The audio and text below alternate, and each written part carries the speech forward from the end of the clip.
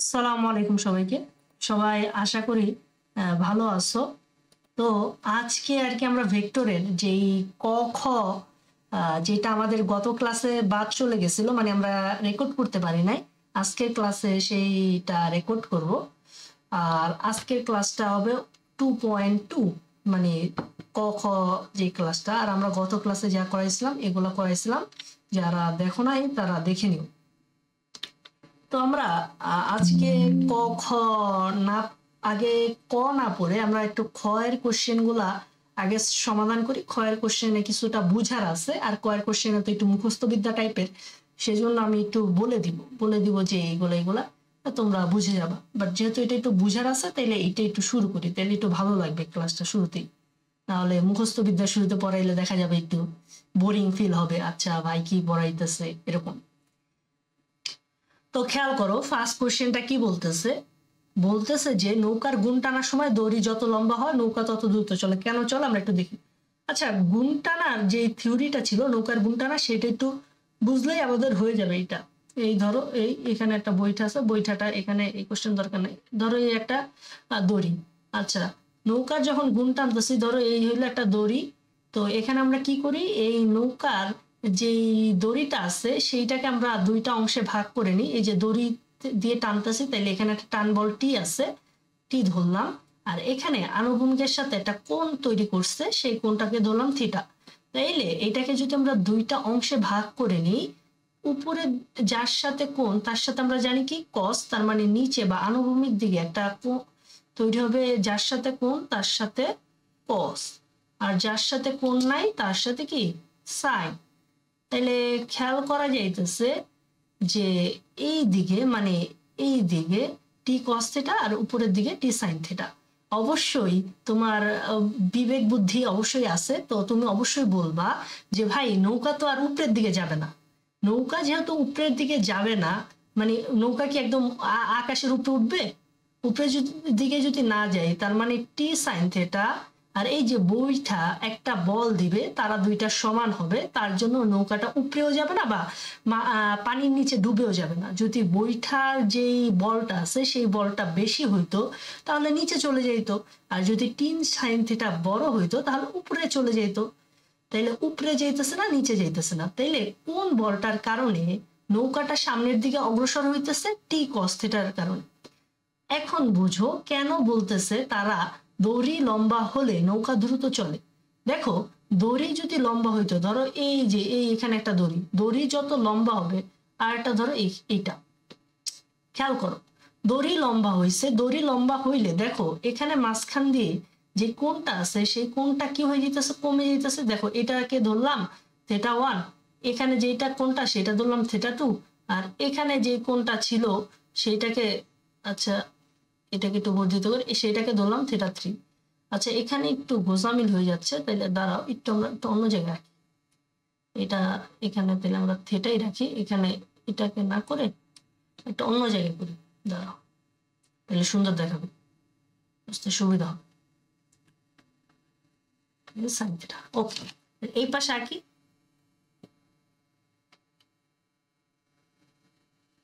আচ্ছা নৌকাটা হয়ে গেল। আচ্ছা বইটা ওইটার কনসেপ্ট তো বুঝাই দিলাম, যে এইটা ধরো একটা দড়ি, এর চেয়ে বড় আরেকটা আছে, আর এর চেয়ে বড়, এর চেয়ে,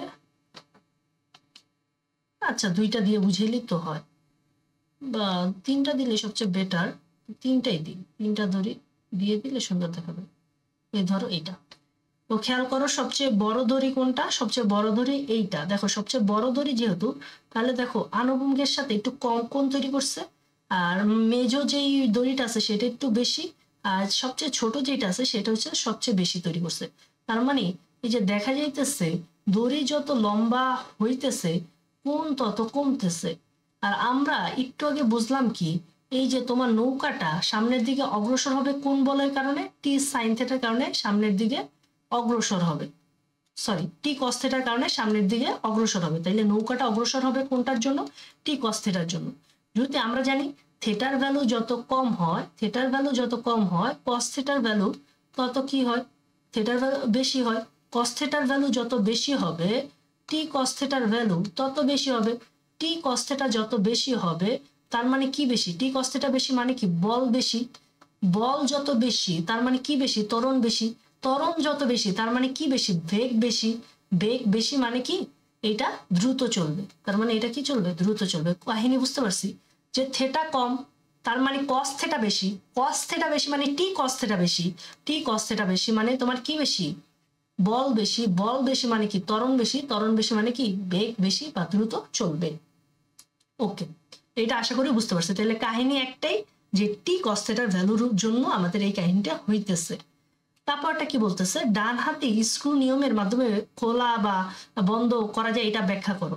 তাহলে দেখো এই যে বোতলের মুখ খোলা বা বন্ধ করা যায় এটা ব্যাখ্যা করতে বলছে। তাহলে একটা বোতলের মুখ আঁকি, এই ধরো একটা বোতল, আচ্ছা ব্যাটে কে ফেলছে মনে হইতেছে। দেখো ঘড়ির বোতলের মুখটা কিভাবে বন্ধ হয় বা কিভাবে খুলে এটা যদি ব্যাখ্যা করতে চাই, আসলে এটা তো চেহারা দেখায় যদি একটু বোঝানো যাইতো তাহলে সবচেয়ে ভালো হইতো। যেহেতু এটার কোনো সিস্টেম নাই, তাহলে তোমরা একটু বোতলের মুখ দিয়ে চেষ্টা করো। কিভাবে চেষ্টা করবা, যে বোতলের মুখকে দেখাবা, দেখবা যখন তুমি ঘড়ির কাঁটার দিকে ঘুরাইতেছো, বোতলের মুখ যখন ঘড়ির কাঁটার দিকে, বোতলের মুখ কোন দিকে, যখন ঘড়ির কাঁটার দিকে ঘুরাবা দেখবা তোমার যে দিকটা আছে বুড়া আঙ্গুলটা আছে, যে দেখবা চেষ্টা করবা যখন ঘড়ির কাঁটার দিকে ঘুরাবা দেখবা বুড়া আঙ্গুলটা তোমার নিচের দিকে নির্দেশ করে, মানে ভিতরের দিকে। বুড়া আঙ্গুলটা তোমার যেই বা বুড়ো আঙ্গুলটা সেটা কোন দিকে নির্দেশ করতেছে, ভিতরের দিকে। মানে ঘড়ির কাঁটার দিকে যদি আমরা ঘুরাই তাহলে বোতলের মুখটা তোমার কোন দিকে প্রবেশ করতে, কোন দিকে দেখাইতেছে, ভিতরের দিকে।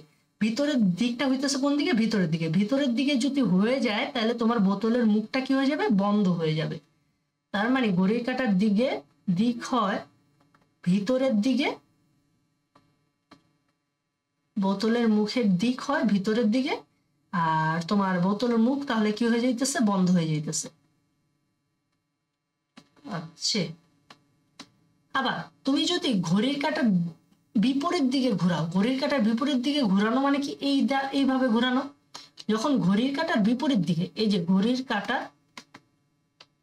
আচ্ছা ঘড়ির কাঁটার বিপরীত দিকে, যখন ঘড়ির কাঁটার বিপরীত দিকে ঘোরাবা তখন দেখবা দিকটা হবে তোমার বাহিরের দিকে। যেহেতু দিক বাইরের দিকে তার মানে বোতলের মুখ কি হয়ে যাচ্ছে, খুলে যাচ্ছে। একটু নিজে চেষ্টা করো বাসায়, দেখবা এই এক্সপেরিমেন্টটা করলে বুঝতে পারবা নিজে। তারপর পাখি উড়ার ক্ষেত্রে ভেক্টরের যোজন নীতি ব্যাখ্যা করো।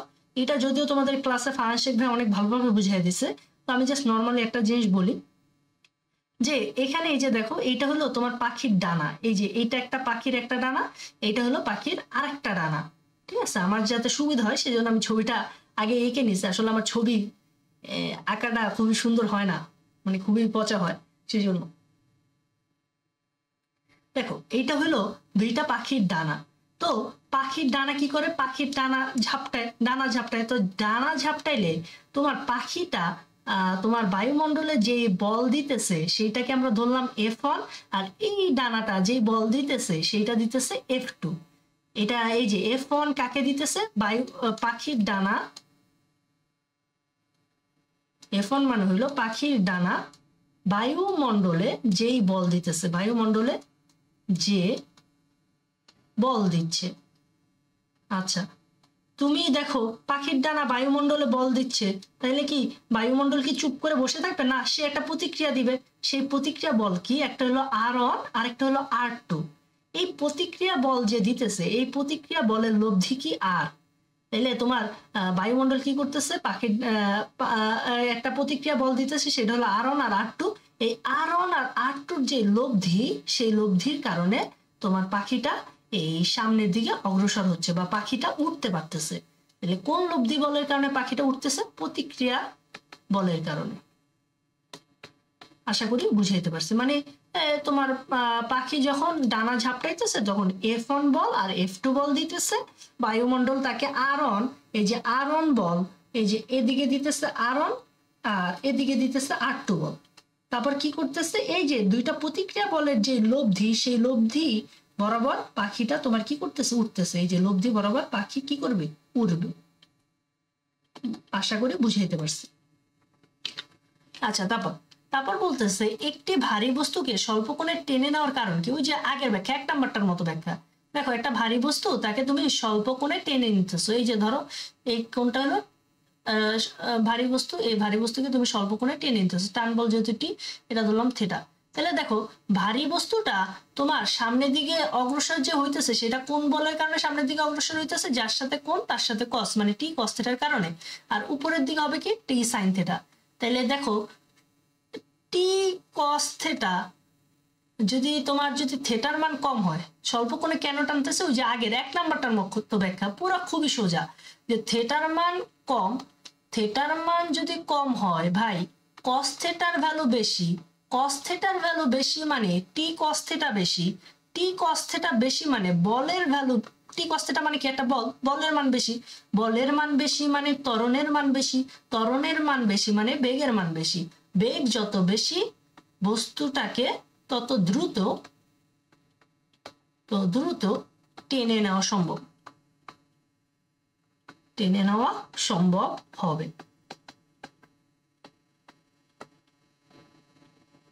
আশা করি বোঝানো হয়েছে। তারপরটা কি বলতেছে? একই জাতীয় দুইটি ভেক্টরের যোগফল ও বিয়োগফলের মান সমান হতে পারে কিনা তা ব্যাখ্যা করো। আচ্ছা, তাহলে দেখি, যোগফল, দুইটা ভেক্টরের যোগফল এবং দুইটা ভেক্টরের বিয়োগফলের মান সমান হতে পারে কিনা এটা জানতে চেয়েছে। তাহলে যোগফলের ফর্মুলাটা দিয়ে দাও, a square plus B square plus 2ab cos alpha. আর এখানে কি হবে? a square plus B square minus 2ab cos alpha. Ultimately a square plus B square, a square plus B square কাটা হয়ে যাবে, এই যে হয়ে গেল, এই যে a square plus B square, a square plus B square কাটা। তাহলে আলটিমেটলি তোমার অ্যান্সার কি চলে আসবে? এই পাশে 2ab cos আলফা ওই minus equal to minus 2ab cos alpha. তাইলে আলটিমেটলি তোমার যেটা আসবে সেইটা হইল 4 cos alpha, 4ab cos alpha. আচ্ছা সরি, আলটিমেটলি যেটা আসবে সেটা হলো 4ab cos আলফা। তাহলে 4ab cos আলফা এখান থেকে কি ডিফাইন করা যাইতেছে? যে 4 ওই পাশে গেলে ab cos alpha equal to 0 চলে আসবে। তাইলে এখান থেকে তুমি কি কি সিদ্ধান্ত নিতে পারতেছো? এখান থেকে নিতে পারতেছো যে এর মান 0 হইলে তোমার পুরো টার্মটা 0, অথবা বি এর মান 0 হইলেও পুরো টার্মটা 0 হইতেছে, অথবা তোমার কি 0 হইতে পারে? cos আলফা 0, cos আলফা 0 মানে আলফার ভ্যালু কত? 90 ডিগ্রি। তার মানে তোমার কখন যে যোগফল আর বিয়োগফলের মান সমান হবে? এই তিনটা ক্ষেত্রে তোমার যোগফল আর বিয়োগফলের মান সমান হবে। যদি দুইটা ভেক্টরের মধ্যে একটা বল 0 হয় এবং অথবা দুইটা ভেক্টরের মধ্যবর্তী কোণ 90 ডিগ্রি হয়, তাহলে দেখবা তোমার যোগফল আর বিয়োগফলের মান কি হতে পারে? সমান হতে পারে। আচ্ছা, বলতেছে একই ক্রমে ক্রিয়াশীল তিনটা ভেক্টরের লব্ধি শূন্য হতে পারে কিনা। চলো আমরা একটু বোঝার চেষ্টা করি। একই ক্রমে ক্রিয়াশীল, তার মানে তিনটা ভেক্টর ধরে নিলাম এ, এই একটা বি, এই একটা সি। দেখো, তিনটা ভেক্টর কিন্তু একই ক্রমে ক্রিয়াশীল। তাহলে একই ক্রমে যদি ক্রিয়াশীল হয়, এইটাকে যদি আমরা একটু ভেক্টর শিফটিং এর মাধ্যমে করে থাকি, যেটা তোমরা higher math second paper chapter 8-এও করছো স্থিতিবিদ্যা। তাহলে এটাকে যদি আমরা করি, এইটাকে এইদিকে রাখলাম, এইদিকে হলো ভেক্টর এ, আর এই যে এইটাকে শিফট করে এই বরাবর আনলাম, সেটা হলো বি, আর এইদিকে শিফট করে এই যে এইটাকে শিফট করে নিচের দিকে আনলাম, সেটা হলো সি।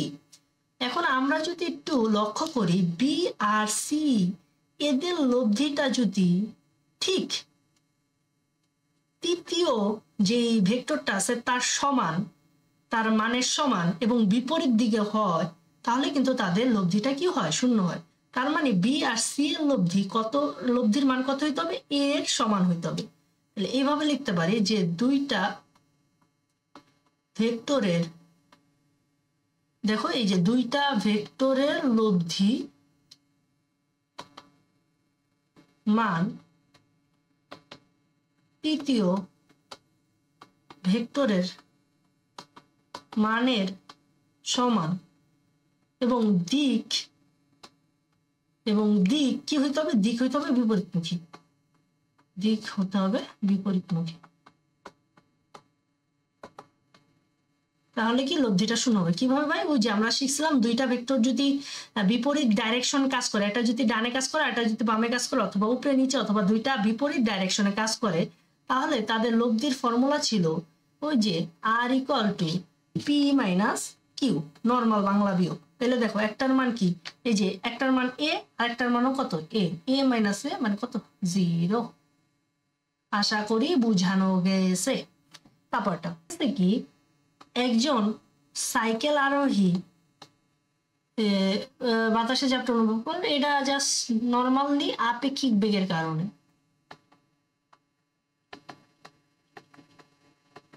যখন সাইকেল আরোহী সামনের দিকে অগ্রসর করে তখন মনে হয় কি, তার মনে হয় যে বাতাসের বেগ পিছনের দিকে কাজ করতেছে, মানে সে যদি ডানে মুভ করে মনে হইতেছে বাতাসের বেগ বামে মুভ করতেছে এরকম।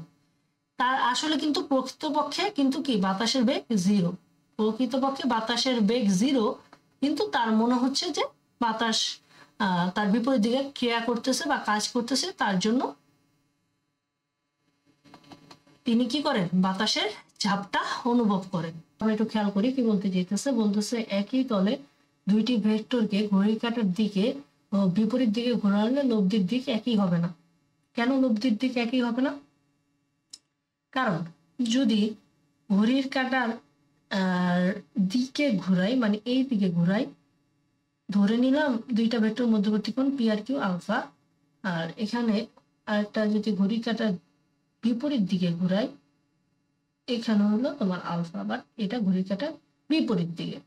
তো এখন যখন আমরা যদি এদের লব্ধি এখানে এই বরাবর আসলো, এটার লব্ধি এই বরাবর আসলো, বা এটার মধ্যবর্তী কোণ ধরলাম θ1, এটার মধ্যবর্তী কোণ ধরলাম θ2। এখন খেয়াল করি, এখন আমরা যদি দিক বাইর করতে চাই, দিক বাইর করতে বলতে বুঝি যে কোন লব্ধির সাথে যে কোনো একটা ভেক্টরের মধ্যবর্তী কোণ। দিক বলতে বোঝায় লব্ধির সাথে যে কোনো একটা ভেক্টরের মধ্যবর্তী কোণ বের করা। তাহলে দেখো লব্ধি এই বরাবর, আর ভেক্টর কোন একটা ভেক্টর আমি ধরলাম কিউ, সেই ভেক্টর মধ্যবর্তী কোণ ধরছি θ1, তার মানে এখান থেকে দিক বলতে θ1 বুঝাইতেছে, আর এখানে দিক বলতে লব্ধির সাথে পি মানে θ2 কোনটা বুঝাইতেছে। কিন্তু যেহেতু এটা কি ঘড়ির কাঁটার দিকে, আর এই এক্সাম্পলটা ঘড়ির কাঁটার বিপরীত দিকে,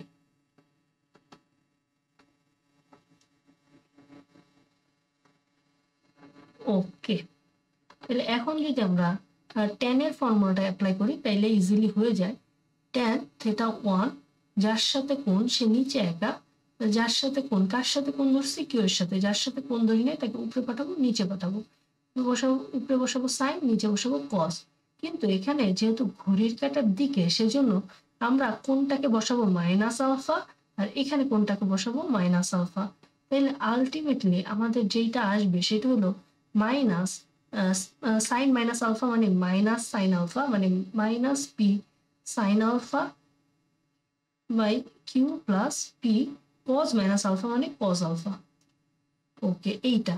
আর এইদিকে যদি আমরা ঘড়ির কাঁটার বিপরীত দিকে হিসাব করি তাহলে যে কোণটা পাইলাম সেটা হলো θ2, আর এখানে হবে পি সাইন আলফা, কার সাথে কোণ ধরছি, সরি এখানেও তাহলে একটু মিস্টেকালি এইটা কিউ ধরি এটা পি ধরি, তাহলে ইজি হয়। এটা ধরলাম পি, এটা ধরলাম কিউ। আচ্ছা, যার সাথে কোণ ধরছি, কার সাথে কোণ ধরছি, কিউ এর সাথে কোণ, কি রে ভাই, এটা ছিল কিউ, আর একই জিনিস লিখছে ভুল করে, এটা হলো পি। আচ্ছা, পি কজ আলফা। ওকে, তাহলে খেয়াল করি এখান থেকে অত θ2 কি লেখা যায়, θ2 ইকুয়াল টু লেখা যায় তোমার tan inverse P sine alpha by Q plus P cos alpha. Okay, এখন খেয়াল করি, এখন এখান থেকে যদি একটু খেয়াল করি, আচ্ছা এটা একটু নিচে নামাই, এটা মনে হয় লেখা যাবে।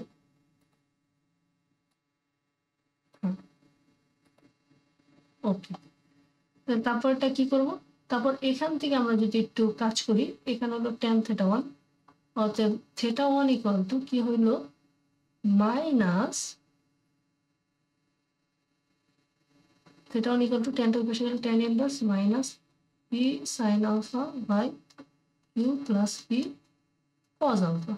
এই মাইনাসটা বাইরে পাঠানো যায়, অর্থাৎ theta 1 equal to minus tan inverse p sin alpha by q plus p cos alpha. ওকে, তো তো লাস্ট পর্যন্ত খেয়াল করো, তাহলে theta 1 equal to কি আসলো? theta 1 এই যে tan inverse p sin alpha by q plus p cos alpha মানে কি theta 2, তার মানে theta 1 equal to minus কি আসতেছে theta 2 আসতেছে। তার মানে দেখো যদি আমরা ঘুরাই তাইলে তোমার theta 1 আর theta 2 সমান আসবে না। দেখো কি আসছে theta 1 equal to minus theta 2, তার মানে কি theta 1 theta 2 সমান না। যদি theta 2 সামনে একটা মাইনাস দ্বারা গুণ করি তাহলে theta 1 পাবো। বুঝতে পারছি? এই আর কি ব্যাখ্যা। তারপর কোশ্চেনটার জন্য আমরা নতুন একটা স্লাইড নিই, এই কোশ্চেনটা নিয়ে আসি।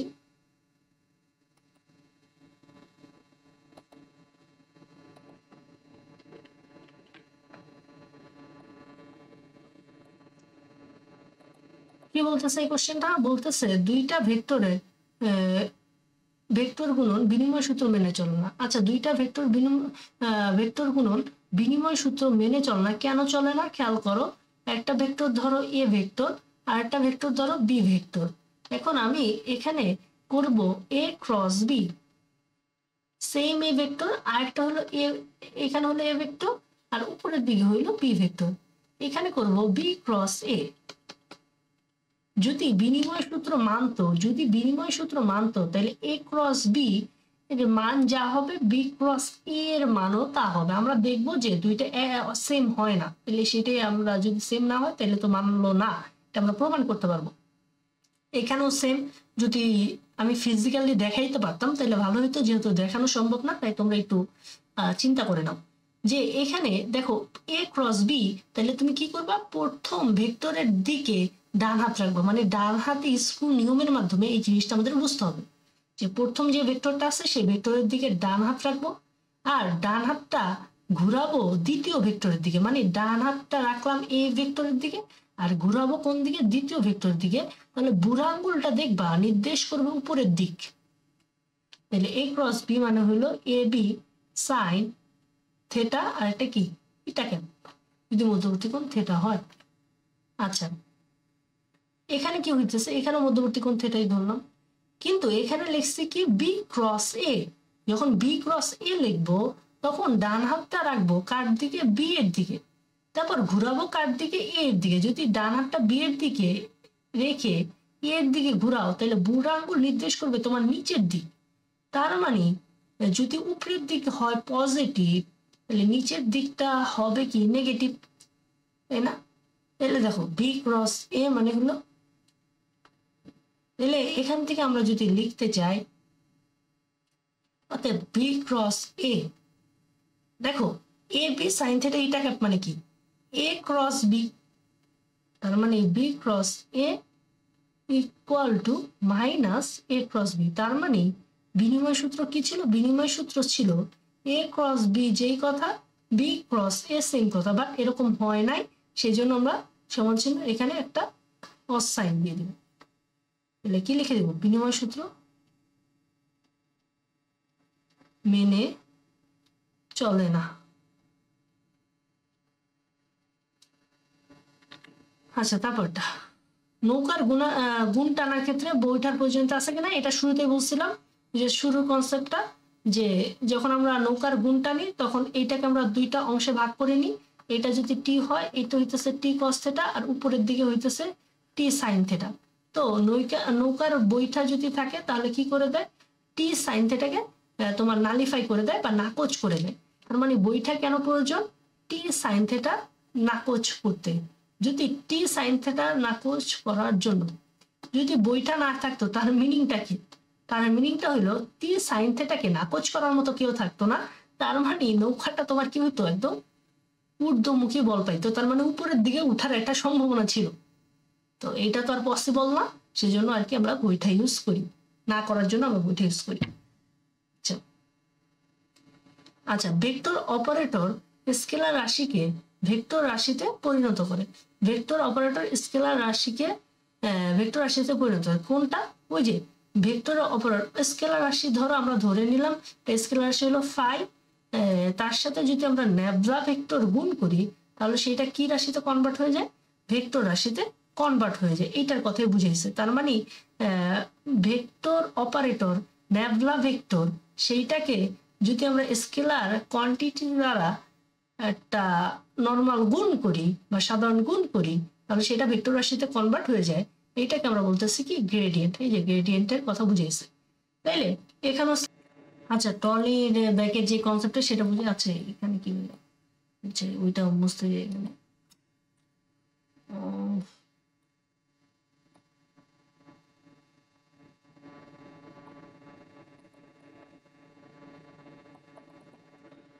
আচ্ছা এখানে একটু বুঝাইতে গেছিলাম, এখানে একটু মিস্টেকলি হয়ে গেছিল, তো এটা তো মোছা যাইতেছে না। তো যাই হোক একটু এই পাশে সাইডে আমরা পড়াই দিই। এখানে আসলে কি বুঝাইতে চাইতেছে, টলি যে ব্যাগটা ছিল, টলি ব্যাগ ধরো এরকম একটা ব্যাগ আছে, এটাকে আমরা এইভাবে করতেছি। এটা যত লম্বা করব তত দেখবো যে তোমার যে আনুভূমিক উপাংশ একটা হলো উলম্ব উপাংশ, এটাকে যদি থেটা ধরি এটা হয়ে যায় টি কস থেটা, আর এইটা হয়ে যায় টি সাইন থেটা। তো যত তোমার এটা লম্বা হবে থেটার ভ্যালু তত কমবে, থেটার ভ্যালু কমা মানে টি কস থেটা বা আনুভূমিক উপাংশ বাড়া, আনুভূমিক উপাংশ বাড়া মানে এফ এর পরিমাণ বাড়া, ত্বরণের পরিমাণ বাড়া, ভেলোসিটির পরিমাণ বাড়া। তো দেখো এই যে তোমার টলি ব্যাগটা তোমার যে সামনের দিকে অগ্রসর হইতেছে কোন বলের কারণে, টি কস থেটার কারণে সামনের দিকে অগ্রসর হচ্ছে, সামনের দিকে অগ্রসর হচ্ছে। তো সেই জন্য আমরা হাতলটা বড় করি, একটাই রিজন যে থেটার মান কমানো, টি কস থেটার মান বাড়ানো, টি কস থেটা বাড়া মানে বল বাড়া, বল বাড়া ত্বরণ বাড়া, ত্বরণ বাড়া মানে বেগ বাড়া। আর সামনের দিকে অগ্রসর হইতেছে কোন বলের কারণে, টি কস থেটার কারণে। এই আর কি। তারপর তারপর বলতেছে দুইটি অসমান ভেক্টরের লব্ধি শূন্য হতে পারে না কেন। দুইটি অসমান ভেক্টরের লব্ধি, আচ্ছা লব্ধির যেই ফর্মুলা ছিল সেই লব্ধির ফর্মুলাই ছিল আর ম্যাক্সিমাম সর্বোচ্চ লব্ধি হইতে পারে তোমার এ প্লাস বি, আর সর্বনিম্ন লব্ধি হইতে পারে এ মাইনাস বি। যদি এখানে এ আর বি সমান না অসমান হয় তাহলে লব্ধি তো কখনো জিরো হইতে পারে না। লব্ধি কি হইতে পারে না, জিরো হইতে পারে না। আচ্ছা সর্বসম সাইন দিয়ে ফেলছি, সমান সমান না দিয়ে, ইকুয়াল সাইন না দিয়ে। আচ্ছা জিরো হইতে পারে না, যদি এ নট ইকুয়াল টু বি হয় তাহলে লব্ধি জিরো হবে না। কারণ কি তোমার সর্বনিম্ন ভ্যালু পাওয়ার যে ফর্মুলাটা ছিল সেটা ছিল এ মাইনাস বি। যদি জিরো পাইতে হয় তাহলে ইকুয়াল টু বি হইলেই তোমার আর এর ভ্যালুটা কি হবে, জিরো হবে। তারপর বলতেছে লং রোলার ঠেলার চেয়ে টানা সহজ। ঠিক আছে, হ্যাঁ ঠিক বলছে, যে ধরো একটা বস্তুকে আমরা ঠেলতে চাইতেছি আর একটা বস্তুকে টানতে চাইতেছি। এই যে যদি আমরা যখন একটা বস্তুকে টানবো তখন খেয়াল করো এদিকে হইলো তোমার, আর একটা হলো কি, আর একটা বস্তুকে আমরা টানতে চাইতেছি মানে কি এইভাবে টান বলটি, আর উপরের দিকে একটা কাজ করবে আর এদিকে, আর যে বস্তুর ওজন সেটা কাজ করবে ডাব্লিউ, নিচের দিকে বস্তুর ওজন কাজ করবে ডাব্লিউ, এটা কাজ করবে তোমার টি। তো টি যেহেতু কাজ করতেছে, এখন যে তোমার আনুভূমিক উপাংশের সাথে ধরে নিলাম কোণ হলো থিটা, তাহলে আনুভূমিক উপাংশের সাথে এটা হবে টি কস থিটা আর এটা হবে টি সাইন থিটা, আর এইটা হবে তোমার আনুভূমিক উপাংশের সাথে যদি কস হয় এটা হবে টি কস থিটা আর উপরেরটা হবে টি সাইন থিটা। তাহলে খেয়াল করি যে যখন আমরা ঠেলতেছি, ঠেলার ক্ষেত্রে তোমার ওজন আর টানার ক্ষেত্রে ওজন দুইটা কিন্তু সেম না। ঠেলার ক্ষেত্রে ওজনটা তুমি কতটুকু আরো ফিল করতেছো, টি সাইন থিটা মানে প্লাস করতেছে, টি সাইন থিটা আরো প্লাস হইতেছে, মানে ওজনটা কি হইতেছে, বৃদ্ধি পাইতেছে। তাহলে ওজনটা যদি বৃদ্ধি পায় তাহলে তোমার আর এখানে কি হইতেছে, এখন এখানে খেয়াল করো, এখানে হইতেছে টি সাইন থিটা উপরের দিকে, ডাব্লু কাজ করতেছে নিচের দিকে, দুইটা পরস্পর বিপরীত মুখে। তার মানে এখানে যেটা হবে ওজনটা ডাব্লু মাইনাস টি সাইন থিটা। তার মানে এখানে কি হইতেছে, এখানে ওজনটা তোমার হ্রাস পাইতেছে। ওজন হ্রাস পাওয়া মানে কি তোমার কি সহজ, টানা ওজন হ্রাস পাইতেছে, তাই আর কি আমরা বলতেছি টানার ক্ষেত্রে যেহেতু ওজন হ্রাস পায় তাই আমরা বলি টানাটা সহজ। আচ্ছা অবস্থান ভেক্টর একটি সীমাবদ্ধ ভেক্টর কেন, কারণ অবস্থান ভেক্টর যেটা এটি সীমাবদ্ধ ভেক্টর। আচ্ছা সীমাবদ্ধ মানে কি, সীমাবদ্ধ ভেক্টর মানে হইল যেই ভেক্টরের পাদবিন্দু ইচ্ছা মতো পরিবর্তন করা যায় না, যে ভেক্টরের পাদবিন্দু ইচ্ছা মতো পরিবর্তন করা যায় না। বা পরিবর্তন বা পছন্দ করা যায় না, ইচ্ছা মতো পছন্দ করা যায় না, তাকে আমরা বলতেছি সীমাবদ্ধ ভেক্টর। আর অবস্থান ভেক্টরের যে পাদবিন্দু, সেই পাদবিন্দু কিন্তু মূল বিন্দু। অবস্থান ভেক্টরের পাদবিন্দু কোনটা? মূল বিন্দু। অবস্থান ভেক্টর যার পাদবিন্দু কোনটা? মূল বিন্দু।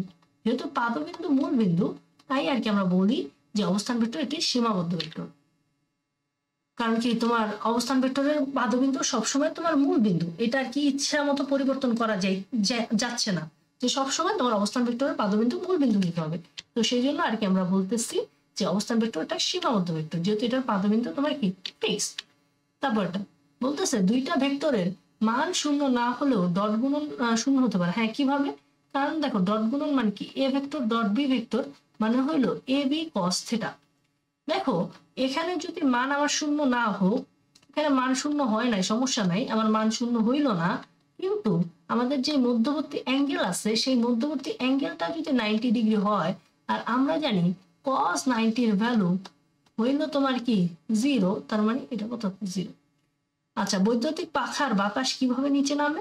বৈদ্যুতিক পাখার বাতাস কিভাবে নিচে নামে? ওই যে বৈদ্যুতিক পাখা, দেখো বৈদ্যুতিক পাখার যে ভ্যালোসিটিটা, বেগ আছে, সেটা হলো V equal to omega cross R. যে এই যে এখানে কৌণিক বেগ যেটা আছে, সেটা কাজ করে তোমার নিচের দিকে। কৌণিক বেগ যেটা আছে, এটাকে এমন ভাবে কাজ করে যে কৌণিক বেগ সেটা কাজ করে নিচের দিকে। কোন দিকে কাজ করে? নিচের দিকে। যেহেতু নিচের দিকে কাজ করে, তাই আর কি তোমার যে বাতাসটা আছে, সেই বাতাসটা আমাদের গায়ে লাগে। বুঝতে পারছি যে কৌণিক বেগটা আছে, সেটা কাজ করে তোমার নিচের দিকে, সেই জন্য আর কি আমার তার বাতাসটা গায়ে লাগে। তারপর বলতেছে চারটি ভেক্টরের লব্ধি কখন শূন্য হবে? হ্যাঁ, শূন্য হবে। কিভাবে শূন্য হবে? একটা ভেক্টর যদি এই দিকে কাজ করে এবং আরেকটা ভেক্টর যদি এই দিকে কাজ করে, এবং এই ভেক্টর, এইটা ধরো পি ভেক্টর, এটা ধরো কিউ ভেক্টর, এই পি ভেক্টরের বিপরীতে যে ভেক্টরটা কাজ করলো সেটা ধরলো আর ভেক্টর, আর কিউ ভেক্টর যেটা বিপরীতে কাজ করলো সেটা ধরলো এস ভেক্টর। এখন এই যে পি আর কিউ, তাদের লব্ধি ধরো কাজ করতেছে এই বরাবর F1, আর এস ও আর তাদের লব্ধি কাজ করতেছে ধরো এই বরাবর F2। যদি দুইটা ভেক্টরের লব্ধি অপর দুইটি ভেক্টরের লব্ধির মানের সমান ও বিপরীতমুখী হয়, তাহলে তোমার চারটা ভেক্টরের লব্ধি কি হবে? শূন্য হবে। তাহলে কখন হইতেছে? যখন F1 আর F2 সমান, কিন্তু দিক কি? বিপরীত। ওকে, তারপর বলতেছে I dot I not equal 0 কেন? কেন? দেখো, আই ক্যাপ আর ডট আই ক্যাপ এটা নট ইকুয়াল টু 0 কেন? Say for example, A vector equal to I cap, B vector equal to I cap.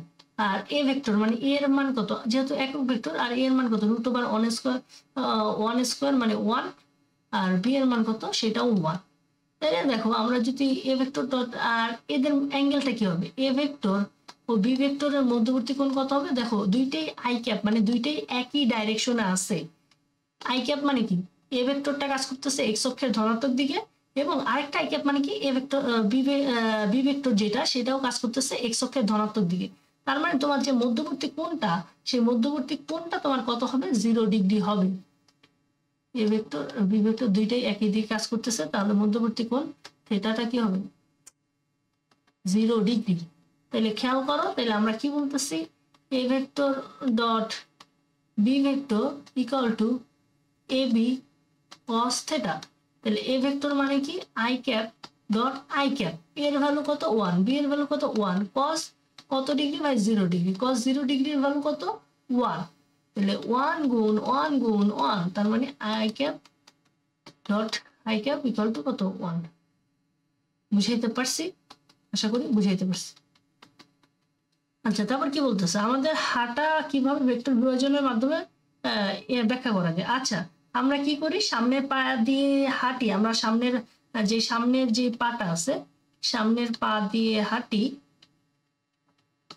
দিয়ে সামনের পা দিয়ে অগ্রসর হই। আর পিছনের পাটা কি হয়, এইভাবে হয়। পিছনের পাটা এই যে ছবির মতো করে এইভাবে একটু বেঁকে থাকে। এই বেঁকে যখন যায় তখন পিছনের পাটা মাটিকে এফ মানের একটা বল দেয়। মাটিকে বা তোমার যেই সারফেসের উপরে আমরা হাঁটি সেই সারফেসকে কত পরিমাণের বল দেয়, এফ পরিমাণ বল দেয়।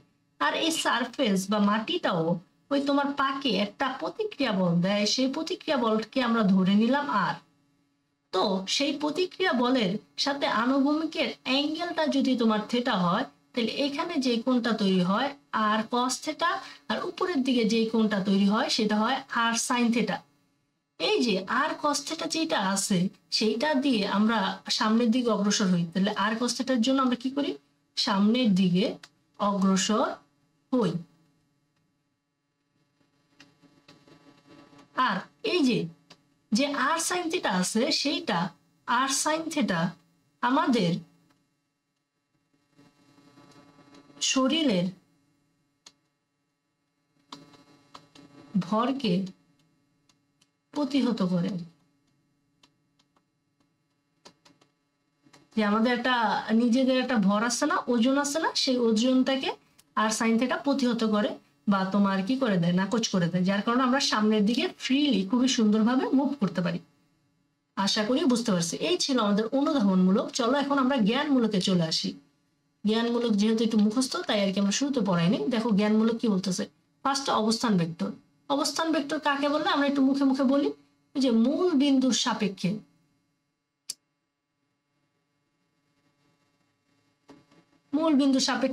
আমরা কোন বিন্দুর অবস্থান যেই ভেক্টর সাহায্যে নির্ণয় করি।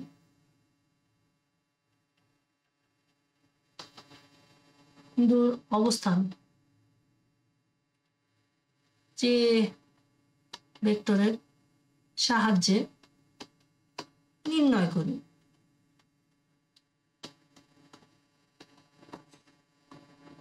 তা হইল অবস্থান ভেক্টর। এই যে এরকম করি না, যে আমার যদি P1 2 3 বলে আমরা কি করি, এরকম করে নিই। আর এই যে এটা মূল বিন্দু সাপেক্ষে 0 0 0, তারপরে এই যে এখানে একটা বাইট করি ওপি ভেক্টর। তাইলে দেখো মূল বিন্দু সাপেক্ষে হয়েছে না। তো এইটাকে আমরা আবার আরেকটু সুন্দরভাবে লিখতে পারি প্রসঙ্গ কাঠামো। মূল বিন্দুকে প্রসঙ্গ কাঠামো বলা যায়। প্রসঙ্গ কাঠামো মূল বিন্দু সাপেক্ষে, প্রসঙ্গ কাঠামো মূল বিন্দু সাপেক্ষে আমরা যেই কোনো বিন্দুর যে অবস্থানটা নির্ণয় করতেছি সেইটাকে আমরা বলতেছি কি বলতেছি, তাকে আমরা বলতেছি অবস্থান ভেক্টর। তাহলে অবস্থান ভেক্টর। একক ভেক্টর যেই ভেক্টরের মান 1 একক, যেই ভেক্টরের মান 1 একক তাকে আমরা একক ভেক্টর বলতেছি। আয়ত একক ভেক্টর মানে কি, এই যে দেখো ত্রিমাত্রিক স্থানাঙ্ক ব্যবস্থায় এক্স অক্ষ বরাবর, ওয়াই অক্ষ বরাবর আর জেড অক্ষ বরাবর একটা একক ভেক্টর চিন্তা করতেছি না। এই বরাবর গুলো আমরা কি চিন্তা করতেছি, একক ভেক্টর চিন্তা করতেছি। একক ভেক্টর চিন্তা করতেছি কোনগুলা, ওই যে আই জে কে ক্যাপ, এইগুলাকে আমরা বলতেছি আয়ত একক ভেক্টর। কাল মানে কি, যেই ভেক্টর রাশির সাহায্যে, কাল কিন্তু একটা ভেক্টর রাশি তাই না, যে ভেক্টর রাশির সাহায্যে আমরা ঘূর্ণনের কোনো সাহায্যে কোনো ভেক্টর ক্ষেত্রের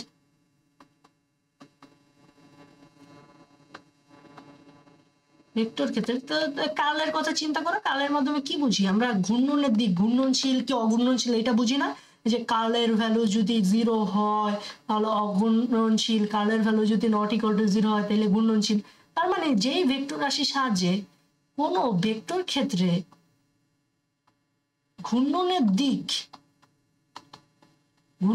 দিক বা মান বোঝা যায়, ঘূর্ণনের দিক বা মান। ওই যে 0 মান হলো 0, মান যদি 0 হয় তাহলে ঘুরবে না, আর যদি মান যদি 0 না হয় অন্য কিছু হয় তাহলে ঘুরবে। তাহলে ঘূর্ণনের দিক বা মান বোঝা যায়, তা হইলো তোমার কি কাল, তাকে আমরা কাল বলতেছি। আচ্ছা নাল ভেক্টর মানে কি, যে ভেক্টরের মান 0, যে ভেক্টরের মান 0 তাকে আমরা বলতেছি নাল ভেক্টর। তারপর বলতেছে ভেক্টর ক্ষেত্রে ডাইভারজেন্স মানে কি, ডাইভারজেন্স মানে কি স্কেলার রাশি। তাহলে যেই ভেক্টর ক্ষেত্রে যে স্কেলার মানের সাহায্যে ডাইভারজেন্স হইলো, তাহলে এটাকে কি বলবো? এটা যেহেতু স্কেলার রাশি, যেই স্কেলার রাশির সাহায্যে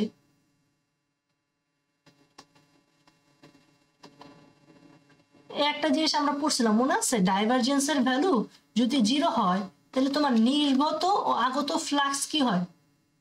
0 সমান হয় নির্গত ও আগত ফ্লাক্স কি হয়? ওহো, লেখাটা খারাপ হইতেছে। ডাইভারজেন্সের ভ্যালু যদি 0 হয়, ওই যে আমরা পড়ছিলাম নির্গত আগতের ফ্লাক্স, আগত ফ্লাক্সের ভ্যালু কি হয়? 0 হয় না? ডাইভারজেন্স 0, তার মানে নির্গত ও আগত ফ্লাক্স এর মান সমান, এরকম পড়ছিলাম, সরি, নির্গত আগত ফ্লাক্সের মান সমান। তাহলে যে স্কেলার রাশির সাহায্যে আমরা কোনো ভেক্টর ক্ষেত্রের যে কোনো বিন্দুতে ফ্লাক্সের মান নির্ণয় করতে পারি, ফ্লাক্সের মান নির্ণয় করতে পারি,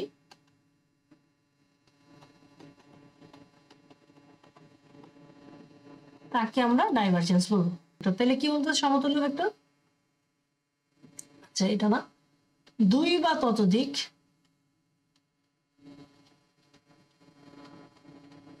ভেক্টর যদি একই সমতলে, একই তলে অবস্থান করে, তাহলে তাকে আমরা সমতুল্য ভেক্টর বলবো। ভেক্টর যোগের করি, তারপর একটা কি বলতেছে, ভেক্টর যোগের ত্রিভুজ সূত্রটি কি বলতেছে? বলতেছিল যে আমরা যদি একটু চিন্তা করে দিই, এরকম বলতেছিল যে দুইটি ভেক্টর যদি একই ক্রমে মানে ও দিকে সূচিত করা হয়, তৃতীয় ভেক্টরটি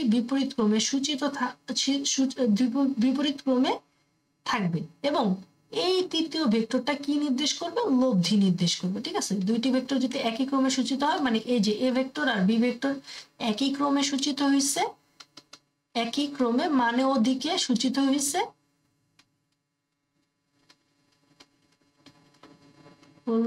হলে সি ভেক্টর, যেটা হলো তৃতীয় ভেক্টরটি, বিপরীত ক্রমে সূচিত হয়।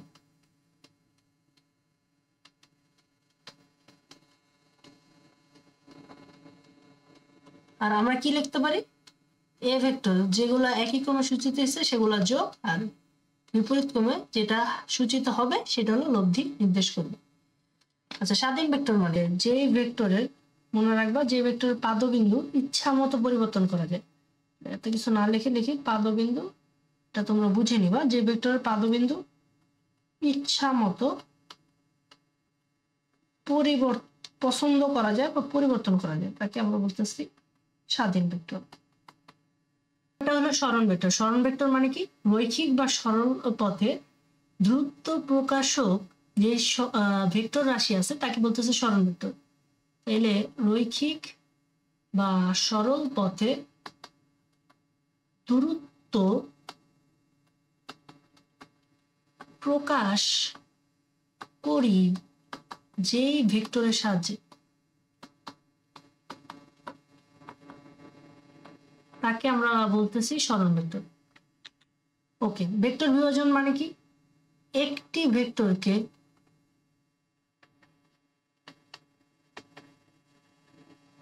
দুই বা ততোধিক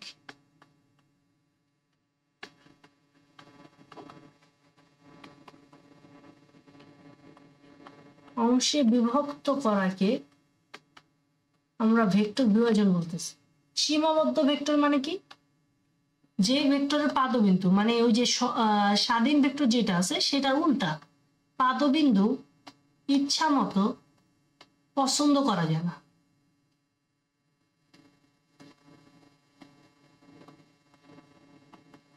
তাকে আমরা বলতেছি সীমাবদ্ধ ভেক্টর। ভেক্টর রাশির বৃদ্ধির হারকে, বৃদ্ধির হার, রেন্ট মানে হলো বৃদ্ধির হার। তল ভেক্টর মানে কি? কোন তলের লম্ব বরাবর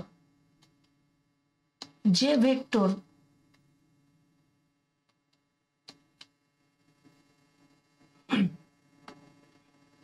ভেক্টর পাওয়া যায় এবং ওই ভেক্টরের মান তলের যে ক্ষেত্রফল আছে ক্ষেত্রফলের সমান হলে ওই ভেক্টরকে তোমার তল ভেক্টর বল। ভেক্টর অপারেটর মানে কি? ভেক্টর ক্যালকুলাসে আচ্ছা, ভেক্টর অপারেটর মানে কি? ওই যে ভেক্টর ক্যালকুলাসে ব্যবহৃত ভেক্টর ক্যালকুলাসে যে সব অপারেটর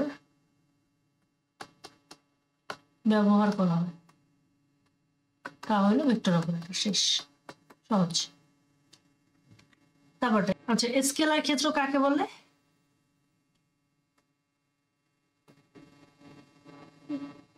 যে ক্ষেত্রটি স্কেলার হয় তাকে আর কি স্কেলার ক্ষেত্র বলে? একদম সহজ ভাষায়, যে ক্ষেত্রটি স্কেলার হয় তাকে আমরা স্কেলার ক্ষেত্র বলি। আর আপেক্ষিক বেগ মানে কি? দুইটি চলমান বস্তুর একজনের সাপেক্ষে আরেকজনের বেগ, তাকে আমরা বলতেছি আপেক্ষিক বেগ। শেষ। ডট গুণন মানে কি? দুইটি ভেক্টর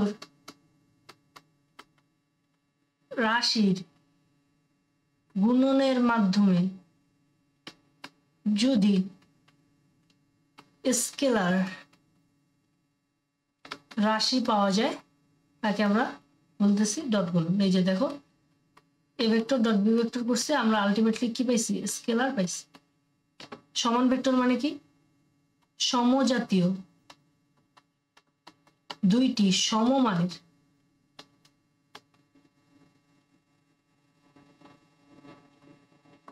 ভেক্টর যারা একই দিকে ক্রিয়াশীল